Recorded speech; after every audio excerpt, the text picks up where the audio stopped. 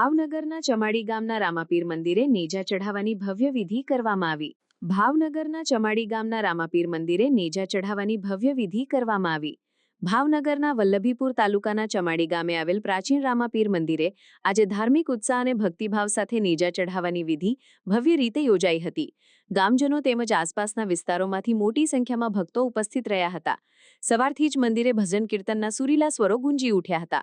પરંપરાગત રીત રિવાજો અનુસાર પૂજારીશ્રીએ ધ્વજ ચઢાવીને રામાપીરને નેજા અર્પણ કર્યા. આ પ્રસંગે ભક્તોએ રામાપીરની વંદના કરી હતી. ગામમાં મેળાવડાનો માહોલ સર્જાયો હતો. મહિલાઓએ ભક્તિગીતો ગાઈ કાર્યક્રમને આધ્યાત્મિક રંગ આપ્યો હતો, જ્યારે બાળકો અને યુવાનો ઉત્સાહભેર જોડાયા હતા. નેજા ચઢાવ્યા બાદ પ્રસાદ વિતરણ કરવામાં આવ્યું હતું અને ગામજનો સાથે આવાસી ભક્તોએ સુખ, શાંતિ તથા સમૃદ્ધિ માટે પ્રાર્થનાઓ કરી હતી. સ્થાનિક ભક્તોનો ઉત્સાહ પ્રસંગે જોવાલાયક હતો.